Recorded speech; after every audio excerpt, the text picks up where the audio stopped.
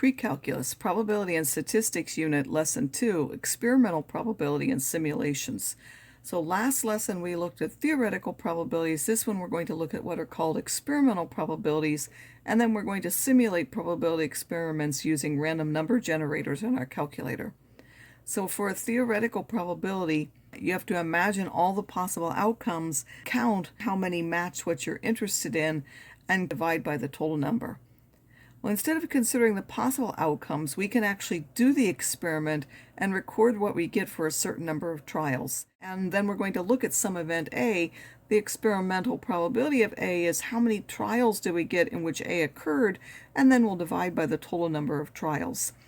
This value will differ from one experiment to another, but as the number of trials increases, the experimental probability will approach that theoretical probability.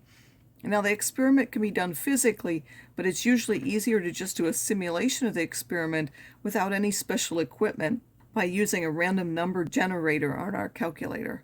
We have to pick any similar experiment with the same probabilities for its outcomes.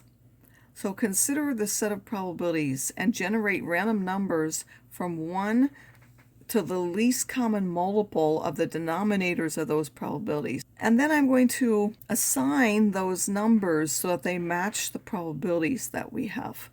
To see where we're going to do that, we're going to go to our Texas Instrument. We're going to go to Math, and then there's a probability section, and it does certain things. We're going to use 2, 3, 4, and 5. So we're going to go to 5. It wants the lower number. Well, if I wanted 6 numbers, like I said, I want the lower one to be 1, the upper one to be 6. And let's suppose I want to do it 10 times. Now, some of the older ones you can't actually do and put this 10. You just have to keep putting enter, enter, enter. But I can put here 10 in mine in the newer ones, and it will actually give me 10 random numbers from 1 to 6. And we'll generate numbers and then count how many of those numbers match what we want. And it's easiest to show you that by actually looking at examples. So it says in a 5-question true or false test, what is the probability that you get at least 3 right if you are just guessing? Use 10 trials to find the experimental probability. So we're only interested in whether we get it correct or not. We don't really care what the answer was. Well, in a true or false test, there's a probability that you get it right a half of the time because there are only 2 choices. And that's all we're interested in, is whether it's correct or not. So the probability of getting it correct is a half, and getting it wrong is also a half. So we only need, again, the denominator of that is 2, so we're going to generate 2 random numbers, say 0 and 1, or 1 and 2. I happen to do 0 and 1. And we're going to let 0 be correct, so you have to tell what kind of random numbers you're assigning, and then you have to assign them to the different outcomes. Well, again, we're only interested in correct and not correct. I decided 0 was correct and 1 was not correct, and these match the actual experiment. The probability of being correct and the probability of being wrong are each a half. And then in order to get 5 questions, well, we would have to pick 5 different times. So in the first question, are we right or wrong? On the second question, are we right or wrong? And so on. So since there are 5 questions, we need 5 random digits for taking the test 1 time. So in this row, this represents taking the test 1 time. So in this particular time of doing it, if someone guessed at random, they got 2 correct if we count them. Now, in order to find an experimental probability, we can't just do it once. We have to do it a multiple number of times. So for simplicity, we will generally pick a small number so that it's not too hard to write down. But typically when people are actually doing simulations, they pick a large number of trials so that it's close to the experimental probability. So then I do it a second time, and I would get a different set of numbers. And this one has 3 correct. And then I would do it again, and this one has 3 correct. And so on. And each time you record the random digits, each time 5 of them, because there are 5 questions, and then you're counting how many are correct. Now the question is, what is the probability that you get at least 3 right if you're just guessing? Well, we want to know that at least 3 are correct out of that. Well, the only ones that had 3 or more correct were 5 of them. The probability of that would be 5 out of 10, as a half. This matches the probability, but generally that will not be true. If we were to repeat this 500 times, what is the expected number of times to have at least 3 correct? Well, we would take 500 times a half, and that would be 250.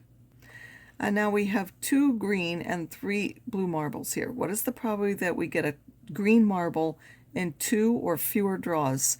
Use 10 trials to find the experimental probability. So on this one, there are 2 green and 3 blue. Totally, there are 5 outcomes. So we would generate 5 random numbers. Again, the probability of green is 2, so we want to assign 2 random numbers to green. The probability of blue is 3 out of 5. We would want to assign 3 numbers to blue.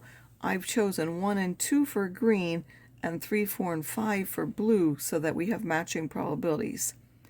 Then in each one, we want to go until we get a green, because it says what is the probability that we get a green in 2 or fewer. So in this one, we had a fixed number of random numbers. In this one, we have to keep going until we get a green. So in the first one, when I did it, I got a 1. Well, a 1 was a green, so I stopped. It only took 1 draw. In the second one, I got a 2. Well, that one's also a green, so I stopped.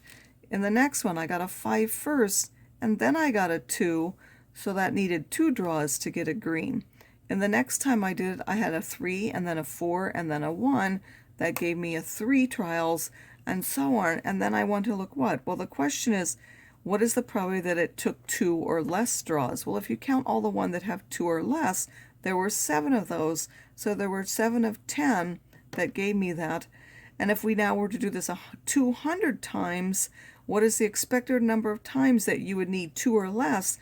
Well, since the probability of it is about 0.7, you would expect 200 times 0.7, or 140 times to do that. This first, you go to Math, you go to Prob, you select, again, option 5. This time I only wanted 0 and 1, and I wanted 5 each time. So I would simply do that and put 0 and 5. I'm going to get different than I got here. But my first one now, if I were to do it again, would be 0, 0, 1, 0, 1. And each time I would hit enter, and that would give me a new trial. For the second one, I would go to Math, and then to Prob, and to Randint. And now I want numbers from 1 to 5, and I only want 1 at a time because I don't know how many I need. So when I get this, the first one I get is a 2. Well, that one would be green, so I would stop. The next one I would get a 5, so I would write the 5, and then I would write another 5, and then I would write a 1. So this would be one row, 5, 5, 1, because that's how long it took me to get a green. The next one would be 4, 4, 2. So I would write 4, 4, 2. Again, I'm stopping Y because 2 is green. In the next one, it would be 1, and I would write down just a 1 because that's a green.